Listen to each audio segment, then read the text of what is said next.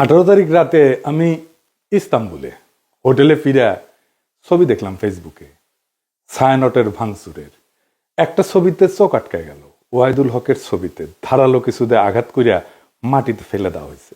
এই মানুষটার স্নেহ প্রশ্রয়ে আমি বড় হয়েছি। সেই কৈশোরে তার হাত ধরে কত শহর ঘুরছি তার ঠিকানা নাই।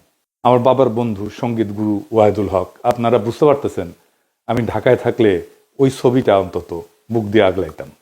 ছাত্র ইউনিয়ন সিপিবিআর ওয়াহিদুল হকের লেসপেন্সার হওয়ার কারণে ছায়ানটের এই ঘটনা এক বিচিত্র অনুভূতির সামনে এনে আমাকে ফেলছে।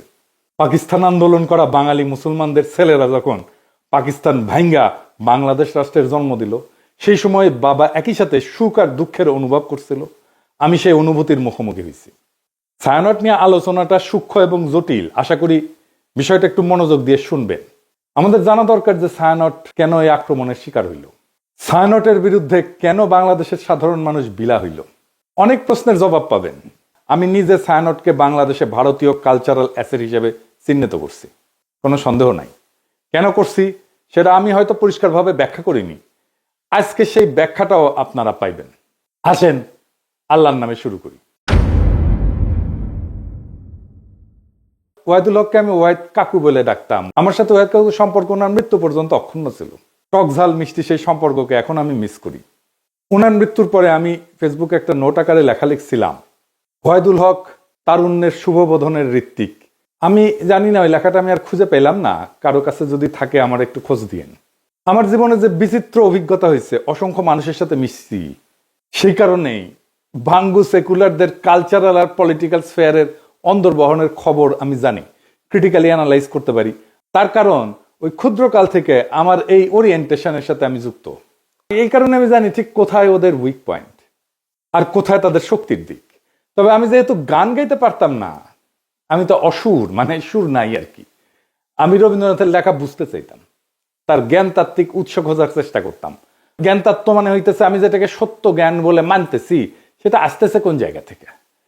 এই জায়গাগুলোকে বলা হয় জ্ঞান তাত্ত্বিক উৎস বা এপিস্টেমিক সোর্সেস। দর্শনের ভাষা মানে এই গানটা কি বুঝায়, মানে ধরেন তুই ফেলে এসেছিস কারে মন মন রে আমার, তাই জনম গেল শান্তি পেলি না রে মন মন রে আমার। অথবা ধরেন প্রাণ চায় চক্ষু না চায়, মরি একিতর দুস্তর লজ্জা, সুন্দর এসে ফিরে যায় তবে কার লাগে মিথ্যায় শয্যা। মুখে নাহি নিঃস্বরে ভাস, দহে অন্তরে নির্বাক বহ্নি, ওষ থেকে নিষ্ঠুর হাস, তব মর্মে যে ক্রন্দন তন্নি।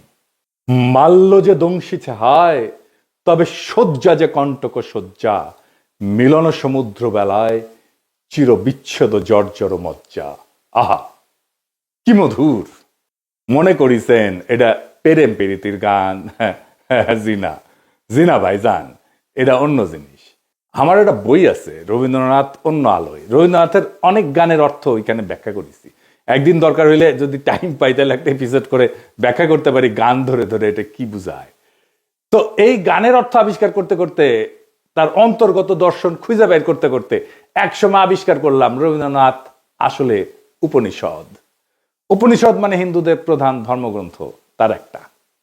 উপনিষদের কন্টেম্পোরারি বা আধুনিক উপস্থাপনাই হইতেছে রবীন্দ্রনাথ। ওয়াহিদ কাকুর সাথে আলাপগুলা করতেই পারতাম না, আমাকে এই উপনিষদ আর রবীন্দ্রনাথ সংক্রান্ত আলাপগুলা করতেই দিতেন না। একদিন আমি বললাম যে কাকু, ওই যে যদি ঝড়েরও মেঘেরও মতো আমি ধাই চঞ্চল অন্তর, তবে দয়া করো হে ঈশ্বর। এই গানটা তো ঋগ্বেদে, যদে আমি প্রস্ফুরণ নিব ধৃতির নাম আদো আদ্রিবহ, এটার অনুবাদ। ওয়াহিদ কাকু ভীষণ রেগে উঠে বললেন, তুই আর একটা ঋগ্বেদের শ্লোক অনুবাদ করে গান লিখে আন, দেখি কেমনে পারিস। তো বেদ আর উপনিষদের সাথে রবীন্দ্রনাথের লেখার অদ্ভুত সাজুজ্যের কথা বললেই ওয়াহিদ কাকু এইভাবে চেতে যেতেন। আমি বলতাম, বুড়া চেতে কেন? পরে বলছি, ক্ষুদ্রকালে আমি রবীন্দ্রনাথের রাজনীতির গুরু উদ্দেশ্য খুব পরিষ্কারভাবে ধরে ফেলছিলাম। উপনিষদ ঋগ্বেদ পড়তে বাধা নেই, অবশ্যই বাধা নেই। নিশ্চয়ই জ্ঞান অর্জনের জন্য ধর্মগ্রন্থ পড়া উচিত, আলোচনা করা উচিত। আমি সবাইকে উৎসাহ দিই পড়তে সব ধর্মগ্রন্থই। কিন্তু সেটাকে রবীন্দ্রনাথের মুড়ায় পরিবেশনের উদ্দেশ্যটা কি? এইখানে আপনি ছায়ানট প্রতিষ্ঠার উদ্দেশ্য বুঝতে পারবেন। কি সেটা? উদ্দেশ্য হইতেছে এই যে ইন্ডিয়া চায় বাংলাদেশের মুসলমান ধর্মে মুসলমান থাকুক নামে, কিন্তু সে তার ইনার সেলফে, ভিতরে অন্তর্গতভাবে সে ধারণ করবে হিন্দু ওয়ার্ল্ড ভিউ। হিন্দু বিশ্ব দৃষ্টি। আপনি দেখেন যারা রবীন্দ্র অনুরাগী তাদের মধ্যে আপনি মুসলমানদের সহজাত সাহস, শক্তিময়তা, অ্যাডভেঞ্চার প্রিয়তা, দুর্দমনীয় একরকম মনোভাব খুঁজেই পাবেন না। তারা রাষ্ট্রের সার্বভৌমত্ব লুট হয়ে যাইতেছে সেখানে সিল করে বেড়ায়, ফুল লতা পাতা নিয়ে বসে আছে, মনে মনে ভাবে বাংলাদেশ ভারতের একটা প্রদেশ হয়ে গেলে তো ভালোই। একজন গভীরভাবে প্র্যাকটিসিং মুসলমান একই সাথে গভীরভাবে রবীন্দ্র অনুরাগী আপনি খুঁজে পাবেন কিনা আমার খুব সন্দেহ আছে। খুব রেয়ার হয়তো খুঁজে পেতে পারেন, খুবই রেয়ার। রবীন্দ্রনাথকে বাংলাদেশের এলিটরা গ্রহণ করছে, সাধারণ মানুষ কখনোই গ্রহণ করেনি এই কারণেই। এই জন্যই এলিটরা ভারতমুখী, এই জন্যই এলিটরা ফ্যাসিবাদের খুঁটি। আমাদের ডিজাস্টার হয়েছে আমার সোনার বাংলাকে জাতীয় সঙ্গীত করার সময়। রবীন্দ্রনাথকে পলিটিক্যাল আর সোভারেন প্রোটেকশন দেওয়া হয়েছে এবং তাকে পবিত্রতা দেওয়া হয়েছে এই জাতীয় সঙ্গীত করার কারণে। দ্বিতীয় কারণ হইতেছে আমাদের রাজনৈতিক জনগোষ্ঠী হিসেবে এটা ক্রিস্টালাইজ হওয়াটাকে বাধা দেয় রবীন্দ্রনাথ। কিভাবে? রবীন্দ্রনাথ বাংলাদেশের যেটা ডমিনেন্ট মুসলিম কালচার, এটাকে পলিটিক্যাল ক্রিস্টালাইজেশনের পথে বাধা হইয়া দাঁড়ায়। আমি একটা উদাহরণ দিই, খুব বাস্তব উদাহরণ। সারা দুনিয়ায় আপনি ইন্ডিয়ানরা দেখছেন না, যারা বাইরে থাকেন তারা দেখছেন ইন্ডিয়ানদেরকে। তাদের নানা পার্টি আছে, নানা দল আছে, কংগ্রেস আছে, সিপিএম আছে, বিজেপি আছে, এটা সেটা আছে, মেলা দল আছে, কিন্তু রাজনৈতিক মত পার্থক্য আছে। কিন্তু তা সত্ত্বেও ভারতের প্রশ্নে একাট্টা, রাষ্ট্র প্রশ্নে প্রবল হিন্দুত্ববাদ চলতেছে ভারতের। তারপরেও দেখেন মোদী ভারতীয় কমিউনিস্টদের সাথে ব্যক্তিগত সময় কাটায়, হাসি ঠাট্টা করে। আমরা পারি না কেন? আমরা কেন বিভক্ত? আমরা কেন রাজনৈতিক মত পার্থক্য সত্ত্বেও রাষ্ট্র স্বার্থে এক হইতে পারি না? আমাদের রাষ্ট্র প্রশ্নে একাট্টা হইতে রবীন্দ্রনাথ বাধা দেয়। রবীন্দ্রনাথ যে ওয়ার্ল্ড ভিউ, সেখানে মুসলমান থাকতে পারে না, থাকা সম্ভব না, রবীন্দ্রনাথের লেখালেখির মধ্যে নাই। তাই রবীন্দ্রনাথ প্রভাবিত আমাদের কল্পিত রাজনৈতিক জনগোষ্ঠীর মধ্যে দাড়ি টুপি পরা সাধারণ মুসলমান জায়গা করে নিতে পারে না। অবচেতনে আমাদের এলিটদের রবীন্দ্রনাথ ভাবতে শেখায় ওরা আমাদের মতো না, ওরা আদার। রবীন্দ্রনাথ ভারতে হিন্দু ধর্মকে ভালোবাসতে শেখায়, রবীন্দ্রনাথ বাংলাদেশে মুসলমানদের আদার করে ঘৃণা করতে শেখায়। আপনি একই সাথে উপনিষদ আর কোরআনের গ্লোবাল ভিউকে এক করতে পারবেন না। আপনি কোএক্সিস্ট করতে পারবেন, সহাবস্থান করাইতে পারবেন, কিন্তু এক করতে পারবেন না, এটা অসম্ভব। কিন্তু ইন্ডিয়ানরা চায় এক করে দিতে, এই প্রগতিশীলরা চায় এক করে দিতে, এই ছায়ানট চায় এক করে দিতে। বাংলাদেশে যে রবীন্দ্রনাথ প্রজেক্ট, এটা সঙ্গোপনে হিন্দু ধর্মের ওয়ার্ল্ড ভিউ ঢুকায় দেওয়ার প্রজেক্ট। বাংলাদেশের মুসলমানদের মধ্যে হিন্দু ওয়ার্ল্ড ভিউ আর হিন্দুদের মধ্যে মুসলমান ওয়ার্ল্ড ভিউ ঢুকাই দিলে সমস্যার সমাধান হবে না তো। হিন্দুকে আধা মুসলমান আর মুসলমানদেরকে আধা হিন্দু বানাইলে সমস্যা মিটবে না, সমস্যা বাড়বে। হিন্দুকে হিন্দুই রাখতে হবে, মুসলমানকে মুসলমানই রাখতে হবে। দুই ধর্ম কোএক্সিস্ট করবে, একসাথে থাকবে। দুই ধর্মের ওয়ার্ল্ড ভিউ বা বিশ্ব দেখার দৃষ্টিভঙ্গি কিভাবে আলাদা আর একটু গভীরে যায় বুঝি, সবার একটু মনে থাকবে। তাইলে একেবারে উদাহরণ দিয়া খেয়াল রাখবেন, আমি ভালো বা খারাপ বলতেছি না, কিন্তু বলতেছি আলাদা, দুইটা আলাদা।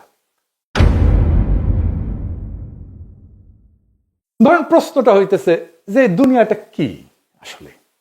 দুনিয়াটাকে এক না বহু? এডিটর সাহেব এটা উপরে লেখেন, দুনিয়াটা এক না বহু।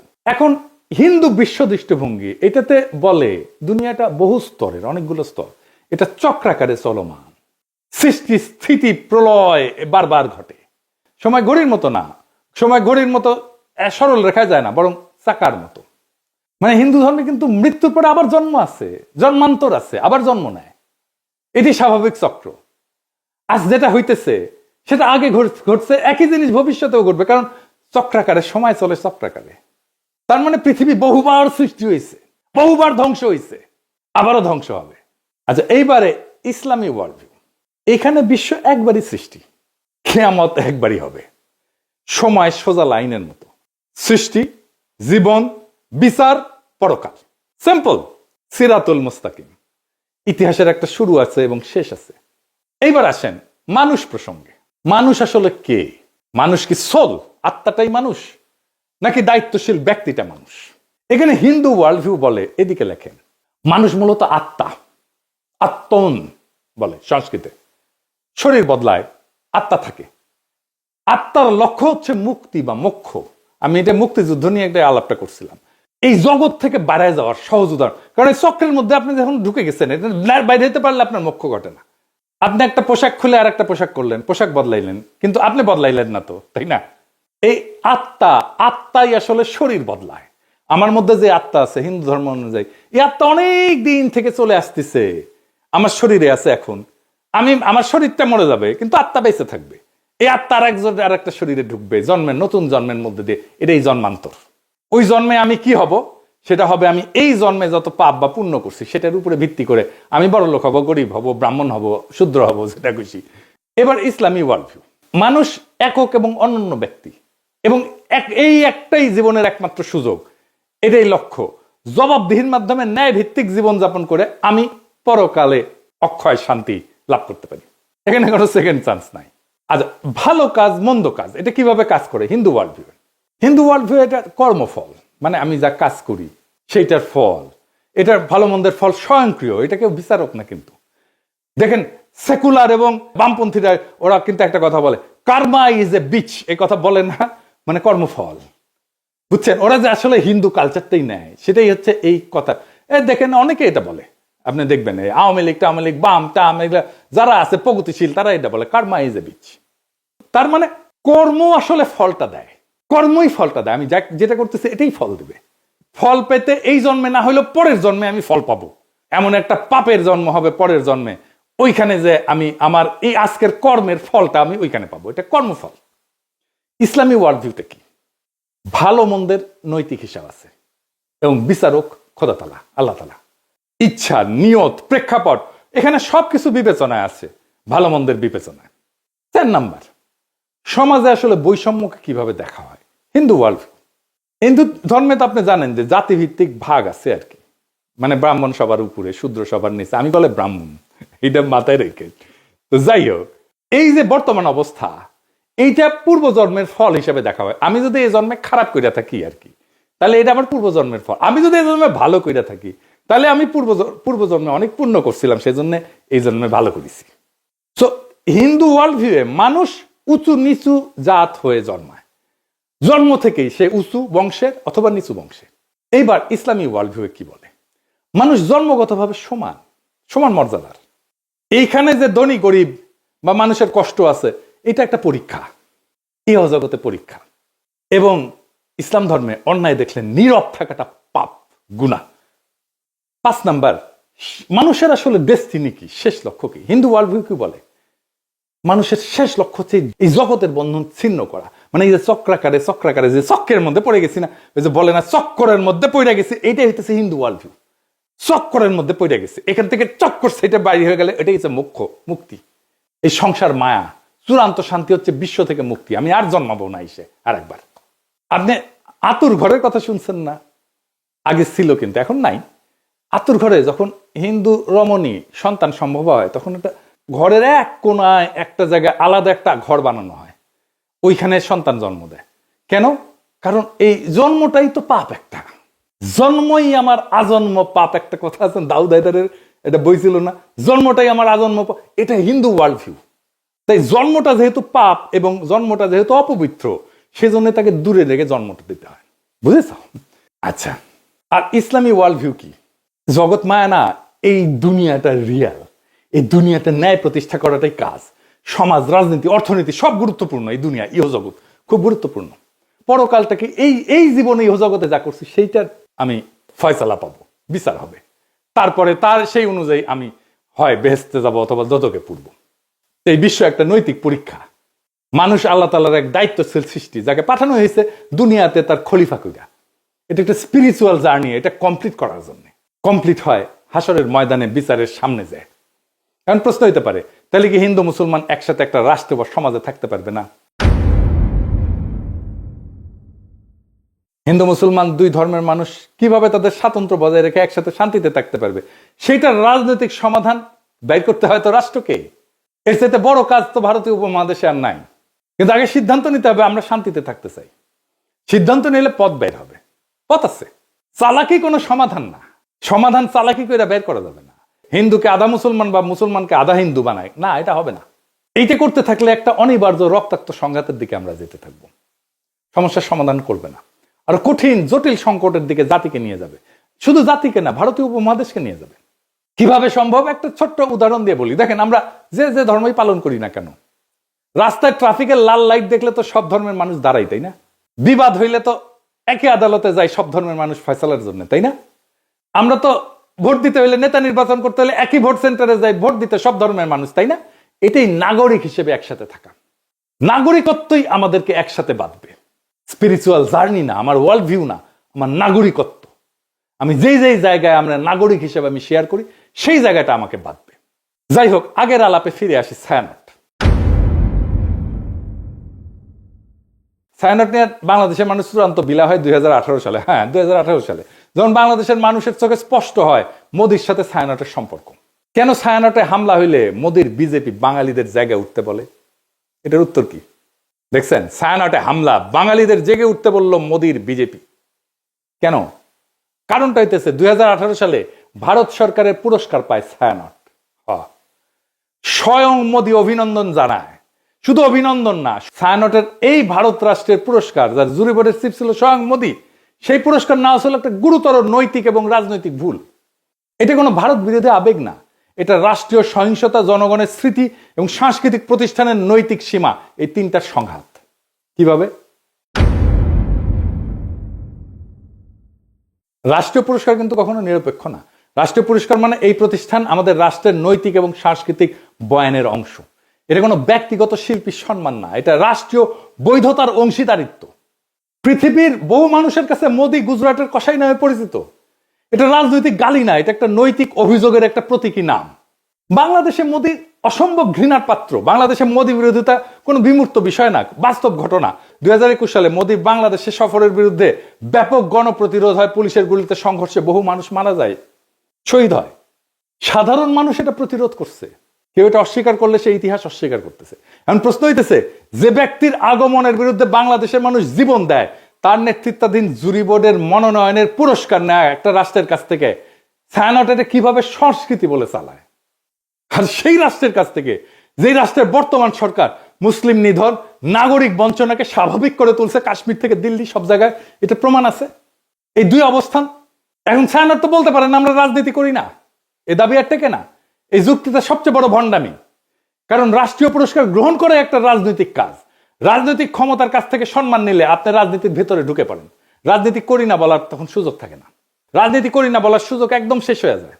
রাজনীতি না করলে ওই পুরস্কারটা প্রত্যাখ্যান করতে হয়, গ্রহণ করলে রাজনীতির দায় নিতে হয়। তো মোদি কেন ছায়ানটকে বন্ধু মনে করে বুঝতে পারতেছেন তো? এটা তো কোনো কাকতাল না। এই প্রশ্নটা সবচেয়ে ভয়ঙ্কর। মোদি ছায়ানটকে বন্ধু মনে করে কারণ ছায়ানট ভারতীয় সাংস্কৃতিক হেজিমনিকে বাংলাদেশে ফেরি করে। তারা সফট হিন্দুত্ববাদকে রবীন্দ্রনাথের মোড়কে উপস্থাপন করে বাংলাদেশে ফেরি করে। ছায়ানট তার একটা নিরাপদ সাংস্কৃতিক প্ল্যাটফর্ম হয়ে উঠছে, যাকে ভারত রাষ্ট্র তার মতাদর্শিক সফট পাওয়ার হিসাবে ব্যবহার করতে পারে, স্বীকৃতি দেয়। এইটাই তো বাংলাদেশের মানুষ দেখছে। তো ছায়ানট কি করতে পারত? পুরস্কার প্রত্যাখ্যান করতে পারত। ইতিহাসে অসংখ্য উদাহরণ আছে যেখানে পুরস্কার গ্রহণ না করাই নৈতিক অবস্থান হয়ে ওঠে, প্রত্যাখ্যানই প্রতিষ্ঠানকে সম্মানিত করে। ছায়ানট যদি বলতো বাংলাদেশের জনগণের স্মৃতি এবং রক্তের ইতিহাসের কারণে আমরা এই রাষ্ট্রীয় পুরস্কার গ্রহণ করতেছি না, সেটাই হয়তো সবচেয়ে শক্তিশালী সাংস্কৃতিক বক্তব্য, সবচেয়ে বড় নৈতিক শিক্ষা, সবচেয়ে বড় আন্তর্জাতিকভাবে সম্মানজনক অবস্থান এবং দেশের মানুষের ভালোবাসা পাওয়ার রাস্তা। আপনি বাংলাদেশে কাজ করেন, মোদি কেন আপনাদের বাহবা দেয়? কেন দেয়? এই প্রশ্নের জবাব দিতে হবে না?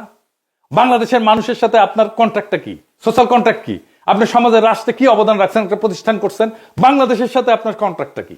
বাঙ্গু সুশীলদের সফট হিন্দুত্ববাদের দীক্ষা দিচ্ছেন, আর যে রাষ্ট্রেরা মানুষের মৃত্যুর স্মৃতিতে বাংলাদেশে ঘৃণার প্রতীক, তার হাত থেকে সম্মান নিচ্ছেন। লজ্জা লাগে না? সমাজ তো হঠাৎ করে পাগল হয়ে যায়নি, মানুষ হঠাৎ করে সংস্কৃতি বিরোধী হয়ে ওঠেনি। এটা জমে থাকা একটা দীর্ঘ বিচ্ছেদের বহিঃপ্রকাশ। বাংলাদেশের মানুষ এমন ছায়ানট চায় যে তার দুঃখে কাঁদে, তার স্বপ্নে সহযাত্রী হয়, তার কল্পনার ভাষা হয়ে ওঠে। বাংলাদেশের মানুষ এমন ছায়ানট চায় যে মোদির অখণ্ড ভারতের কল্পনাকে রবীন্দ্রনাথের সুরে ঢেকে দেয় না, বরং সুরে ফেলে দেয়। যদি ছায়ানট নিজেকে সেইভাবে পুনর্গঠন করতে পারে, জনগণের স্মৃতি, ক্ষত আর আকাঙ্ক্ষার পাশে দাঁড়াইতে পারে, তাইলে ছায়ানট আবার উঠে দাঁড়াবে। আর যদি তা না পারে, যতই মানববন্ধন করেন, গান আর প্রতিবাদ করেন, ইতিহাস তাকে ভাঙবে না, মানুষই তাকে ছেড়ে যাবে। আপনি ছাত্রই পাবেন না, কেউ আর গান শিখতে আসবে না, কেউ আর সেখানে নিজের স্বপ্ন খুঁজবে না, কেউ নিজের কল্পনার সাথে ছায়ানটকে জুড়বে না। আপনার কালচারাল লেজিটিমেসি কোলাপস করতেছে। কারণ সংস্কৃতি টিকে থাকে মানুষের ভালোবাসায়, মানুষের মধ্যে, গণমানুষের মধ্যে, রাষ্ট্রের বাহবায় না। আপনারা তো জনগণকে হারায় ফেলছেন, ভারতকে পাইছেন, জনগণকে হারায় ফেলছেন। যে সংস্কৃতি জনগণকে হারায়, সে শেষ পর্যন্ত কালের অন্ধকারে হারায় যায়। এটাই ইতিহাসের সত্য। এই সত্যই শিখাইছে আমাদের জুলাই বিপ্লব। ইনকিলাব জিন্দাবাদ।